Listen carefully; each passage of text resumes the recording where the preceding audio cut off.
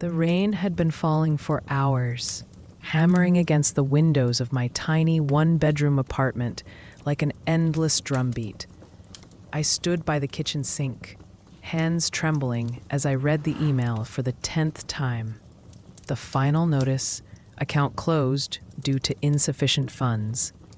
The walls seemed to close in, pressing the stale air against my chest until I could hardly breathe. How had it come to this?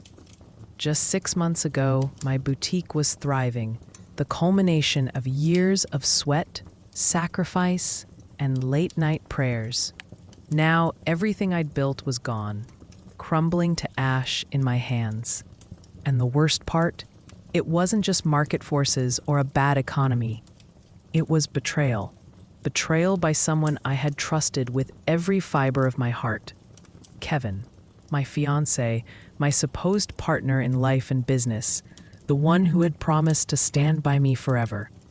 He had vanished without warning, draining every cent from the business account, taking with him the dreams we'd built. Gone. Just like that.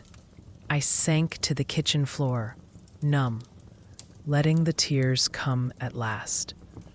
My mind spun with shame and rage. How could I have been so blind? How could he do this to me after everything? Bills piled up on the counter. The landlord had already given me a final warning. I was running out of time, out of money, out of hope. God, what am I going to do? My phone buzzed on the counter, flashing a name I didn't want to see. My mother. A lump formed in my throat. I couldn't face her voice right now, not after everything I'd told her about how perfect Kevin was, how successful our boutique had become. She had believed in me, believed in him. How could I tell her the truth? The truth. That word echoed in my mind. I had been running from it for weeks now, telling myself there had to be some explanation. Maybe Kevin had gotten sick, or had been robbed himself, but no. The bank records were cold and merciless. Every withdrawal, every transfer was in his name. He'd taken everything. God, I thought again. A raw prayer rising from somewhere deep inside. If you're listening, I don't know how to get through this. I don't even know how to keep breathing. The world outside blurred behind the rivulets of rain. I felt like I was drowning in my own life, pulled under by debts and shame and heartbreak. Yet somewhere in the middle of that darkness, a small spark flickered. It was faint, so faint I barely noticed it. The memory of a verse my grandmother used to whisper to me when I was a child. Come to me, all who are weary and burdened, and I will give you rest. I closed my eyes, trying to hold on to that thread of light. I didn't know what to believe anymore, but I knew I couldn't survive alone.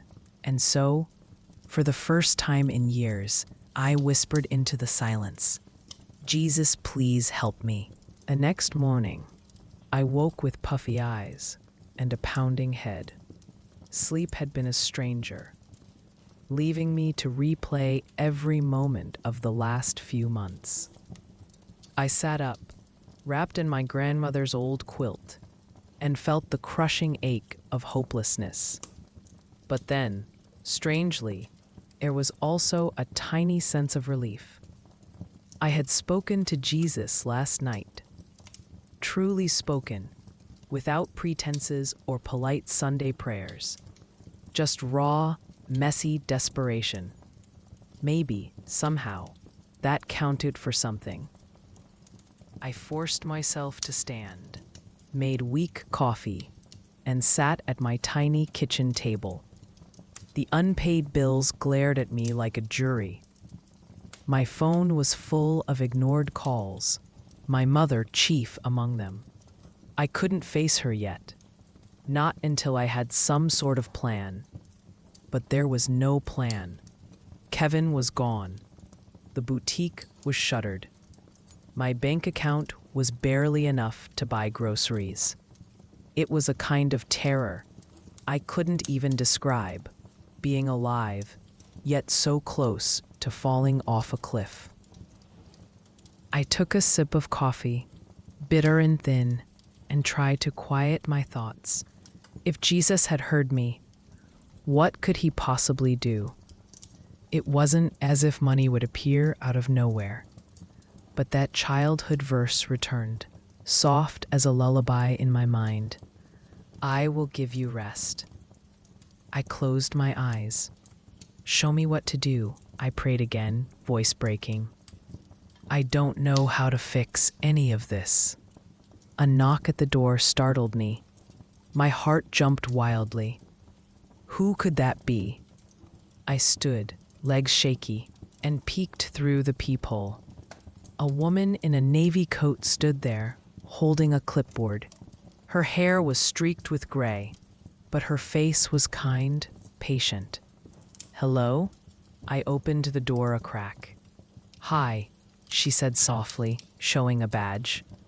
I'm from the local food bank. We had an anonymous call about someone here who might need assistance. Is that you? The shame hit me like a slap. The application process was long, with endless paperwork and interviews. But each step felt like proof that I was still here, still fighting. One evening, after yet another form, I sat on my battered couch, exhausted but strangely peaceful. I whispered a prayer. Jesus, I trust you. However this turns out, I trust you. That night, I slept better than I had in months. A week later, the phone rang. It was Daniel. I braced myself, heart hammering. Miss Parker, he said, voice almost trembling. You got it. The grant was approved. I couldn't even speak. Joy poured through me like warm sunlight after a brutal winter. I fell to my knees on the floor, hands clasped, tears running freely. Thank you, I sobbed. Thank you, Jesus. Every trial, every heartbreak, suddenly felt like stepping stones to this moment. The boutique could live again. I could live again. I wasn't broken. I was being rebuilt. And not alone. Never alone. I wanted to slam the door and hide under my grandmother's quilt forever. But something stopped me. Maybe that same spark that had lit up in the darkness the night before. Yes, I whispered. Her kind smile deepened. Can I come in and talk with you? I stepped back and nodded. She came inside, gentle, respectful, like someone who understood brokenness all too well. Her name was Mrs. Green. She sat with me at my cluttered kitchen table and listened as I told her everything. Voice trembling. About Kevin, about the money, about the boutique I'd lost. I felt like I was spilling poison from my heart, every word thick with grief. Mrs. Green didn't judge, didn't look away. She just nodded, listening, as if she had all the time in the world. When I finished, she placed her warm hand on mine and said quietly, "You are not alone. Jesus sees you, and so do we." My tears fell again, but this time they felt lighter. A week passed in a strange haze. Mrs. Green had arranged for emergency groceries and even helped me speak to the landlord about a brief extension on my rent. I still felt hollow, but at least I was breathing again. The church she worked with brought over food boxes, smiling volunteers who didn't look at me with pity, but with genuine care. Every night, I whispered a prayer. A real one, thanking Jesus for carrying me one more day.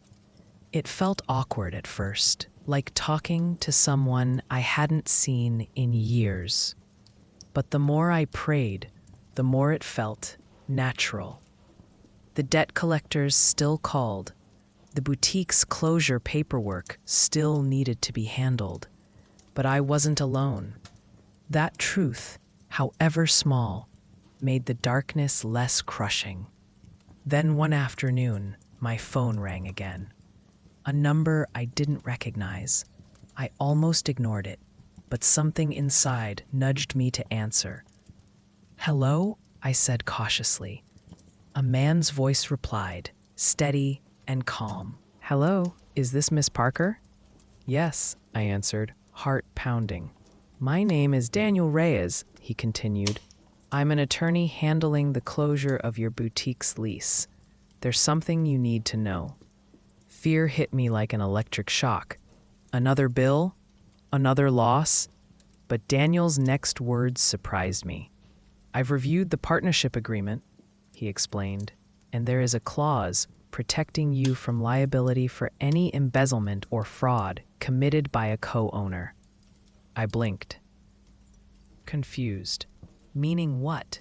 "Meaning," Daniel said gently, "Kevin took the money illegally.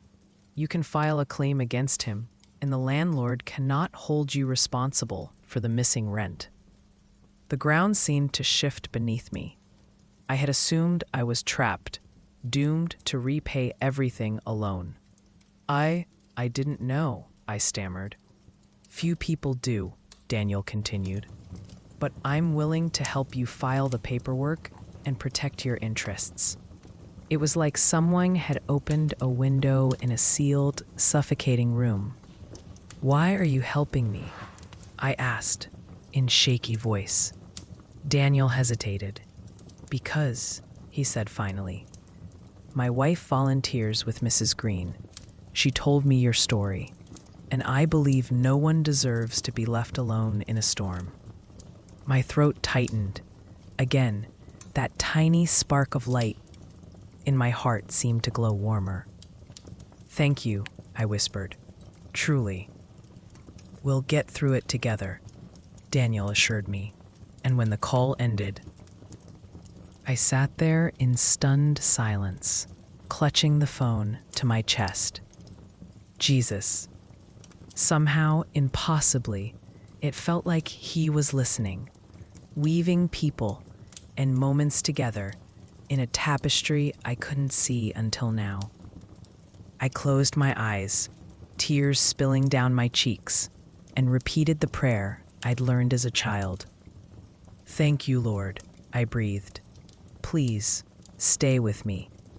And in the hush of my apartment, I felt less alone than I had in years. Weeks moved forward. One step at a time, I started to put my life back together. Daniel's legal help freed me from Kevin's debts. Mrs. Green kept visiting every few days, bringing fresh fruit, hugs, and hope. Slowly, I even started to dream again. Could I reopen my boutique someday? Would people still believe in me? Jesus, I prayed each night. If there's a path for me, show me. I'm ready. It felt powerful to say it, to invite him into my life in a way I never had before.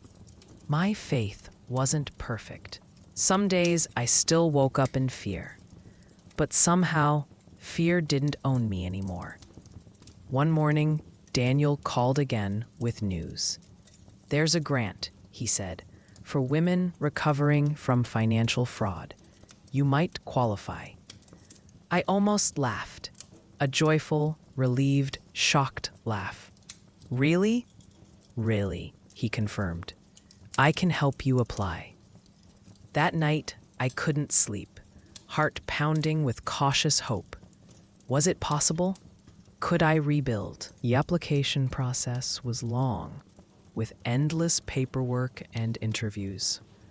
But each step felt like proof that I was still here, still fighting. One evening, after yet another form, I sat on my battered couch, exhausted but strangely peaceful. I whispered a prayer. Jesus, I trust you. However this turns out, I trust you. That night, I slept better than I had in months. A week later, the phone rang. It was Daniel. I braced myself, heart hammering. "Miss Parker," he said, voice almost trembling. "You got it. The grant was approved." I couldn't even speak. Joy poured through me like warm sunlight after a brutal winter. I fell to my knees on the floor, hands clasped, tears running freely. "Thank you," I sobbed. "Thank you, Jesus." Every trial, every heartbreak, suddenly felt like stepping stones to this moment. The boutique could live again. I could live again. I wasn't broken. I was being rebuilt. And not alone. Never alone. Spring arrived with a burst of color, as if even the flowers were celebrating a new chapter in my life. With the grant approved, I found a small but lovely shop space for lease downtown. It needed paint, repairs, and love. But so did I. Every night, I thanked Jesus for leading me here. My faith still felt fragile sometimes, like a candle flickering in the wind. But it burned stronger than before. Mrs. Green showed up with a crew of church volunteers to help. They painted walls, laid new shelves, and brought the place to life. It reminded me that even when you lose everything, there are good people ready to lift you up. Daniel stopped by to check on the paperwork, bringing fresh flowers for the front counter. I could hardly believe it was real. There were moments I'd catch myself thinking I was still lost, that everything would collapse again. But then I'd remember those whispered prayers in the night and how they had been heard. The grand opening day finally arrived. I stood at the front door of the boutique, heart racing, hands shaking. The new sign gleamed above the window, Hannah's Haven. It felt like more than a shop. It was a symbol of grace, of a future I thought was gone forever. A small crowd gathered, family and friends and neighbors who'd watched my struggle. Mrs. Green stood beside me, eyes misty, and squeezed my hand. "Jesus never let you go," she whispered. "Remember that." I nodded, swallowing the lump in my throat. Daniel counted down, and we cut the ribbon. Applause filled the air, and my tears finally came. It was the same place where I'd once dreamed as a little girl, only stronger, wiser, and more grateful. All through that day, customers came and went, congratulating me. Business was good, but even more, the joy in my heart was good. And every sale felt like a blessing poured straight from heaven. As the evening light softened to gold, I stepped outside for a breath. The shop glowed behind me, full of laughter and life. The same streets that had felt so cold and hopeless only months ago now looked different, like they'd been transformed by faith. Daniel joined me, handing me a cup of sparkling water. "To your future," he toasted. "To Jesus," I replied softly, clinking my glass with his. I felt stronger than I'd ever been, not because everything was perfect, but because I wasn't alone anymore, and I would never be alone again. That night, after closing the boutique, I knelt in my bedroom. I prayed for everyone who had lifted me up, for everyone still struggling, for every person who might feel lost like I once did. "Lord," I whispered, "use me. Let me be your hands too. And I meant it with every fiber of my being. This miracle wasn't just for me, it was meant to be shared. Over the following weeks, Hannah's Haven bloomed in ways I could never have imagined. Each day, more customers came through, drawn not just by the products, but by the kindness and warmth within its walls. It felt like the entire shop carried a special peace, as if God's presence lived among the racks of clothes and handmade crafts. One afternoon, a young mother came in, her toddler crying in her arms. She looked exhausted and near tears. I offered her a quiet chair by the window while I rang up other customers. After a moment, I brought her a cup of tea. "It's on the house," I told her gently. Her eyes filled with relief.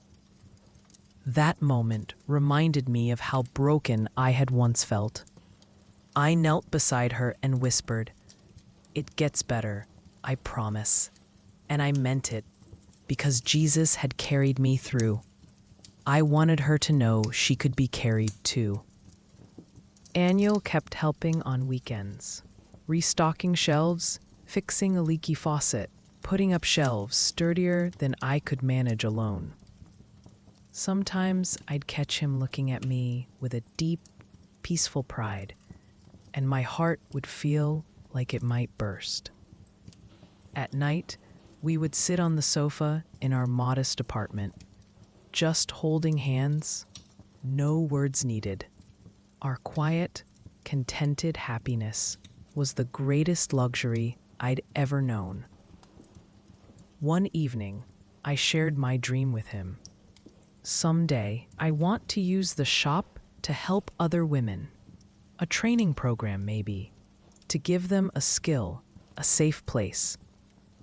Daniel nodded, his face bright with hope. "Jesus didn't save you just to stand still," he agreed. "He saved you so you could save others." That thought filled me with fire. I could already see the faces of women who might find refuge here. Women like me, who once stood on the edge of despair, waiting for a miracle. As spring deepened into early summer, the boutique became more than just a business. It became a place of healing. Women who'd been laid off, who'd suffered betrayal, who had lost confidence, found their way to Hannah's Haven. Some came in to buy a new blouse or a birthday gift, but stayed to talk about their burdens.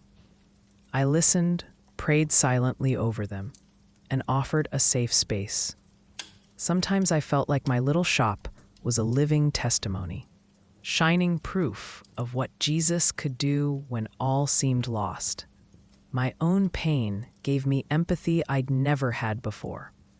One woman, Grace, confided that she had been left homeless after her husband gambled their money away. I held her hands and prayed with her right there by the counter. "God is bigger than all of this," I told her.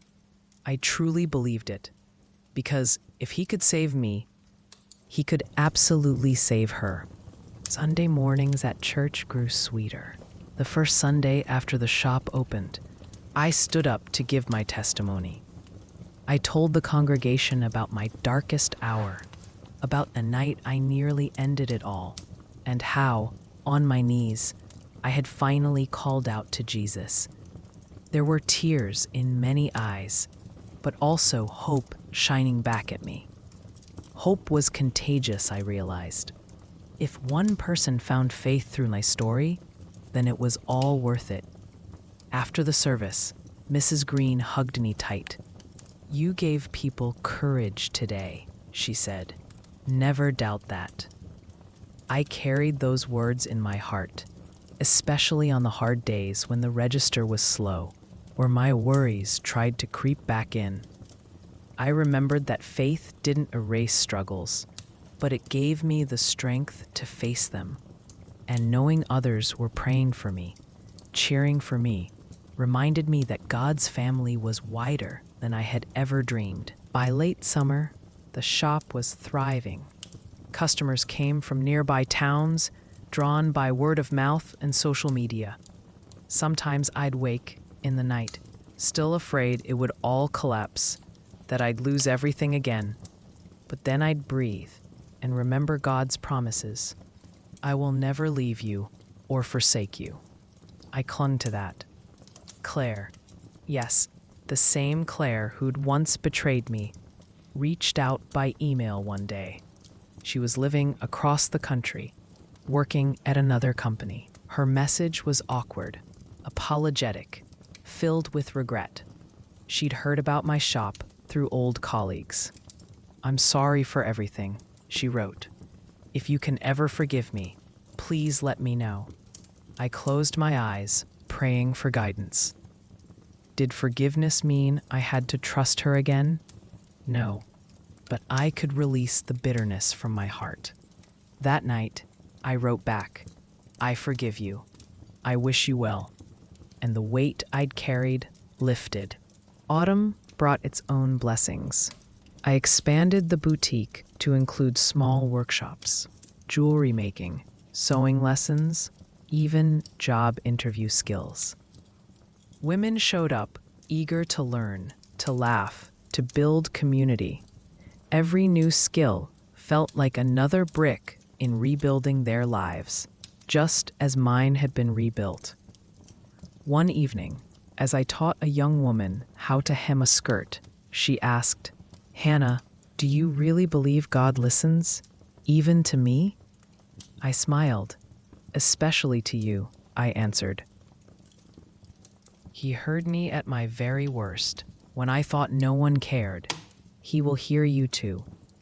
Her tears fell freely, and I held her while she wept.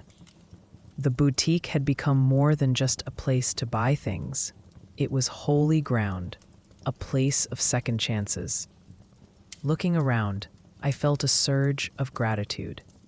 I had asked God to let me help others, and He had answered with a beautiful, joyful yes. As the weather grew chilly, Daniel and I decorated the boutique for Christmas. White lights twinkled along the windows, garlands draped the doorway, and a simple wooden nativity stood near the register. The baby Jesus figure reminded me of the reason I had survived, the reason I had a future. A customer came in, her coat torn, her hair unbrushed, her eyes wild with fear. I recognized that look instantly. It was the same hopelessness I'd once seen in my own mirror. I approached her gently, offering a warm drink and a seat by the heater. Slowly, she opened up about losing her job, losing her home, losing faith. "God hasn't forgotten you," I told her softly. "He sent you here." She looked at me, stunned, tears forming. In that moment, I knew I was doing exactly what I was meant to do, passing on the love Jesus had first shown me. It was all I had ever wanted. January brought new challenges as post-holiday sales dipped and bills piled up. A part of me feared slipping back into panic, but I refused to let fear control me again. Instead, I knelt by my bed each night, praying over the shop, over every woman who'd passed through its doors. Jesus had carried me this far, and I trusted He would carry me further. Daniel encouraged me, reminding me of how far we'd come. "We're building something bigger than a shop," he'd say. "We're building hope." On harder days, I replayed that truth again and again. Slowly, word spread that Hannah's Haven offered workshops and community support, and our customer base grew once more. There were still obstacles, but I faced them differently now, not as a victim, but as a survivor. Each challenge became an opportunity to lean into faith. One icy afternoon, As I was restocking scarves, a woman about my age came in, shaking from the cold. She was thin, with hollow cheeks and sad eyes. She hesitated by the door, then stepped closer, scanning the cozy interior. "Can I help you?" I asked, trying to sound welcoming. Her voice broke as she spoke. "I just need a place to sit." I guided her to the small couch by the front window and brought her tea. Slowly, she told me how she'd been left with nothing after her husband drained their accounts and left her with mountains of debt. She had nowhere to go. "I know that pain," I whispered, "and I know God can help you rebuild." She stared at me, half in disbelief. I showed her the sewing room, the job board, the resources we'd gathered. "Stay as long as you need," I promised. Tears fell from her eyes, and hope lit a spark there. Watching her reminded me of myself in those first terrifying days after my own betrayal. How lost I had felt, how crushed, and how Jesus had reached into my darkness and pulled me out. As I helped her sign up for workshops, I prayed silently. "Lord, let her feel what I felt. Let her know you are near." She looked up and met my gaze with a trembling smile. "You're an angel," she said. I shook my head gently. "No, I'm just someone who was rescued, same as you will be." Over the coming weeks, she returned again and again, slowly growing stronger. She found a temporary job, then a place to stay. Each day she stepped into Hannah's haven, I saw more confidence in her eyes, and I thanked God for it. This was what I had dreamed of when I prayed for a purpose: to see broken women find strength again, to watch them heal. Spring came at last, and the shop flourished in the sunlight. We planted flower boxes out front with bright tulips and daisies, symbols of new life. Daniel surprised me one morning with a handmade sign: faith, hope, second chances. We mounted it above the shop door, and customers would pause to read it as they walked in. One woman even took a photo and posted it online, sharing how much those words had touched her. Comments flooded in from strangers, people saying they were inspired just reading about us. I couldn't believe the ripples God was sending through the world from this tiny boutique. Sometimes at night, when the shop was closed and all was still, I would stand alone in the quiet and let tears of gratitude fall. "Thank you, Jesus," I would say over and over. For the first time in my life, I truly knew peace, and it was priceless.